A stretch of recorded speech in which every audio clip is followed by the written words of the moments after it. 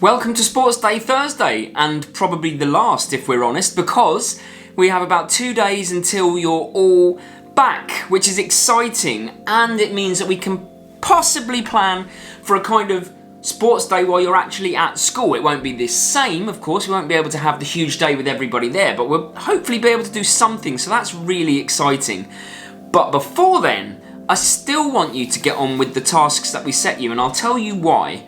Because it means a lot to me that people are trying to build a sense of community, that people are entering these events, and I'm certainly not going to take away the points. I am certainly going to count all of the points that you make for your houses virtually while you're doing these at home for Sports Day, and we're going to add it to the scores on the day. We're not just going to abandon it, because all of that hard work can't be for nothing.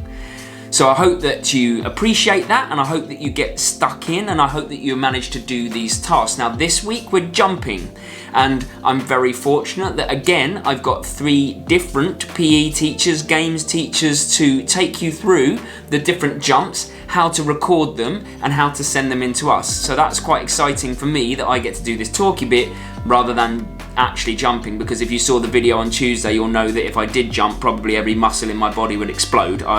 I'm not built to jump, so I've got 3 willing volunteers to do it for me, and the first person we're going to go to is Mr. Thomas, who's going to explain the standing long jump. Hey guys, welcome to your next Sports Day activity, which is going to be the long jump. If I just talk through what we have to do, so what you need for this is you need a bit of grass, you need a tape measure, and you need just some markers to know where to jump from. I'm using a soy sauce bottle and a soap dispenser. So what we're going to do today is a 2-footed jump landing on 2 feet, and making sure that you have a controlled landing and you stay where you land. Okay, so I will demonstrate. So line yourself up with the front of this, okay, using your arms, okay, you can get yourself rocking or whatever, and you're trying to jump as far forward as you can, controlling and making sure you don't fall away. At this point then, either, hopefully you have yourself a partner, but if you don't, you can have a look, and where the back of your furthest back foot lands is where you'd measure from. Okay, if you have a partner, it could be easier, you stand still and they can come over and show you how to do it, but if you don't, you can roughly see from there.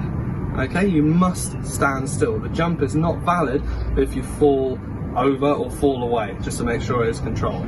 Okay, so it must be a 2-footed jump landing on 2 feet and then showing control and standing still. Once you have done your measurement, you can then walk away and it's a valid jump. All right, we look forward to seeing your scores, and good luck. Thank you, Mr. T, very well explained. That's very good. I hope you got that. So that's your first task that we need you to go out and do. And we're going to move on now to Mrs. Bingham, who's going to explain the standing triple jump. Hi, I'm going to demonstrate the standing triple jump. Okay, this is a 3-phase jump. It starts with a hop, where you start on one leg and land on the same leg. Then there's a skip, where you start on one leg and go to the other leg. And then it ends with a 2-footed jump. Okay, so you need to find a line where you're going to start, and you need a tape measure to measure the distance. So in slow motion, decide which leg you're going to start on. For me, it's my left leg, and it's going to be a hop, a skip and a jump.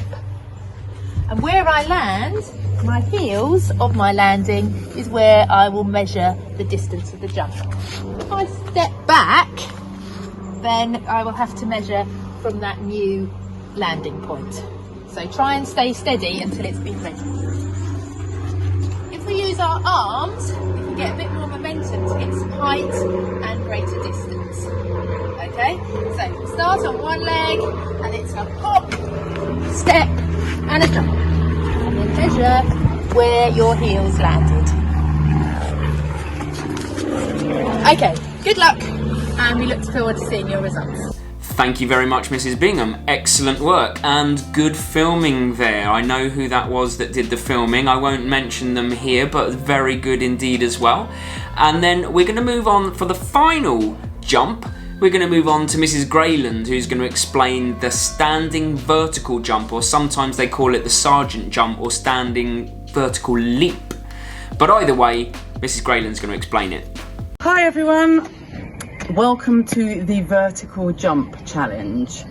In this challenge, you need to find a wall. I've found this wall, which I'm going to use. You're going to need something that you can mark on the wall. I'm going to use a piece of chalk because that will rub off easily. Please be careful about what you use.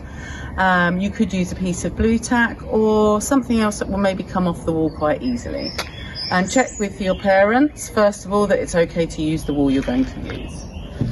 You're going to stand sideways at the wall and on flat feet, reach up and make a mark as high as you can reach just from standing still.